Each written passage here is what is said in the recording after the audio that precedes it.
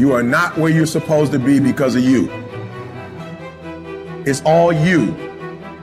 You tell yourself lies, reasons. I'm too tired. I need to rest. I'm too hungry. I'm too full. Something else is more important. I don't have time. Lies, lies, lies, lies. Ask yourself, what remarkably stupid things am I doing on a regular basis to absolutely screw up my life? What would happen if you just stopped wasting the opportunities that are in front of you?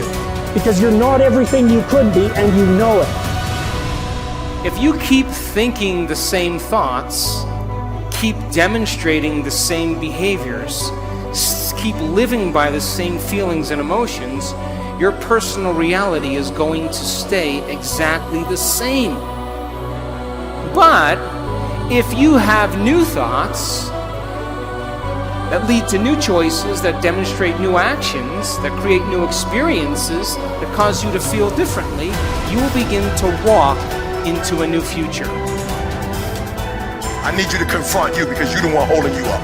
I need you to look in the mirror and tell you, you are not going to do me like this no more. You're not going to continue to sabotage me. You're not going to keep procrastinating. You're not.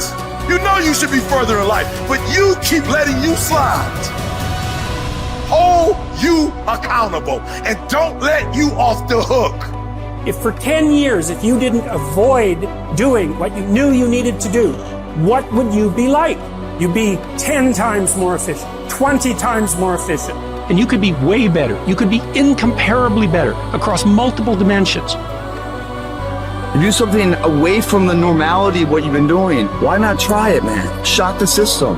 Get up at 4 in the morning one day, just one day, and go for a run. Commit to one day and see how you feel as you're jogging it back in around 5 or something, as your neighbors are still asleep. Well, your day's already provided something for you. Mentally, you feel like, wow, man, that was a lie. And say, I've got to do this. This is my stuff. This is why I showed up. It's not going to be easy. When you want to change, it's not easy. If it were in fact easy, everybody would do it.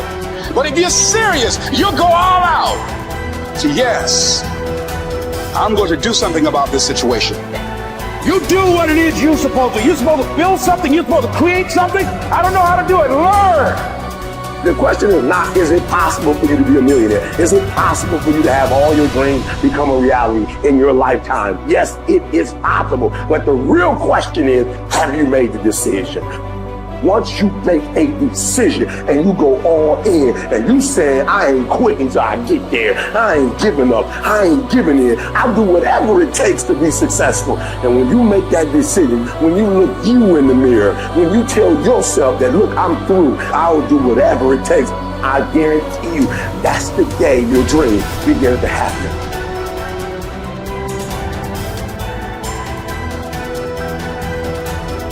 So then, when you have a purpose or a vision or a mission or an intent that's bigger than you, it means it signifies something that's ongoing. You could have a purpose to go east, and there's never an end to east. You could have a purpose to be healthy. There's always more health to have. You could have a purpose to be wealthy. There's never an end to wealth. You could have a purpose for knowledge, and there's never an end to knowledge. It signifies a direction. My purpose is to transform individuals in order to transform a culture. And I'm clear on that purpose, and it gets me up in the morning every single day. So then, how do you bring a vision from the world of possibility into the world of reality? From thought all the way down into matter. From what we say in quantum physics, from the wave of possibilities all the way down into the particle. From the immaterial, something that doesn't exist yet, into the material. From the world beyond the senses to the world of the senses. How do we do that? Well, it requires then setting up goals in alignment with your purpose. So let's just say you have a purpose to go in a certain direction.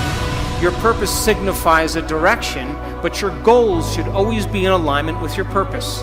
And people who have goals in alignment with their purpose, Their goals are a natural side effect of them being on purpose. So then what about getting healthy? You may say, okay, I want to lower my heart rate. That's one of my goals. I want to lose, 10 kilos. I want to have more energy. I want to wear a new wardrobe and have a new relationship. This is the short-term goal at the beginning, and the long-term goal is at the end.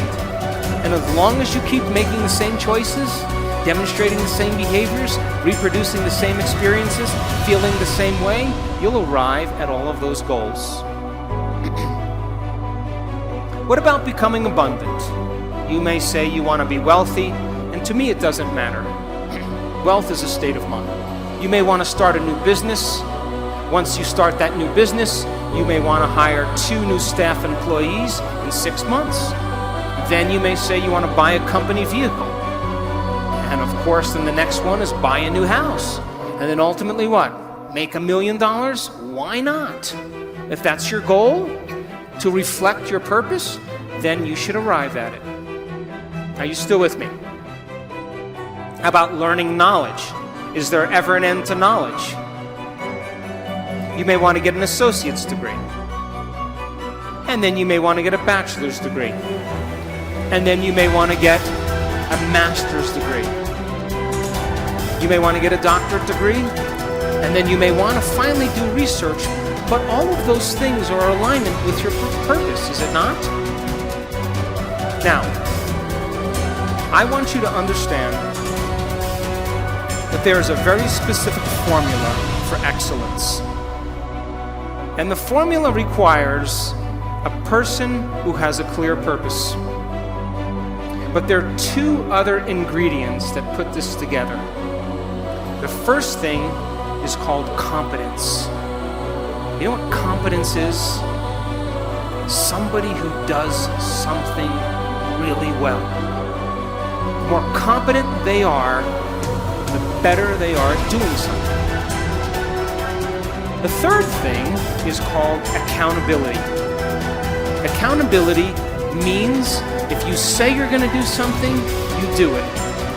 And if someone asks you to do something, you do it really well. And if you combine a person who's on purpose with a high level of competence and accountability, you have excellence in an individual. I run 3 companies, and all 3 companies, my teams are very high on their purpose scale. They better align with my purpose. They have very high level of competence, and they are very high on the accountability scale. And I don't even bother them. I never even manage them. Because if they're not competent, accountable, and on purpose, they're going to stand out with the rest of the culture, and other people are going to be doing their job, and they are not going to keep up. And I say to my staff, I run an Olympic level team. You have to be able to play at an Olympic level. If you can't be competent and accountable on purpose, there's nothing personal. We just have to cut you because we're moving at a fast pace. Be someone who is cool under pressure. Value serenity instead of outrage. It seems that our culture is moving in the wrong direction here. If you are blessed enough to not be on social media, you might be surprised to learn that the angriest, most passionate public figures are rewarded with the most clicks and biggest audiences. Our culture has begun to confuse passion with substance, reward the loudest and angriest voices, and thus incentivize behavior wholly at odds with stoic wisdom. The number of decibels your voice hits as you scream about how right you are is not necessarily an indicator of how much sense you are making. As a society founded on reason and Western Enlightenment ideals, we must hold ourselves to a higher standard. We have to collectively stop allowing emotion and passion to pass for reason and factual debate. The media's goal is to literally challenge your ability to be still. A tough American intent on improving upon their current self, is not tricked into an emotional reaction by these headlines. You do not write an angry tweet. You do not hurl an insult. You are cool and measured and skeptical. You are curious what the agenda of the journalist might be and what facts or context they might be leaving out. You seek out a different story on the same topic from an opposing view, and you find out that many of the claims made in the original story were convincingly debunked. And just like that, you are a Zen master of stillness and stoicism. I will not quit in the face of danger or pain or self-doubt.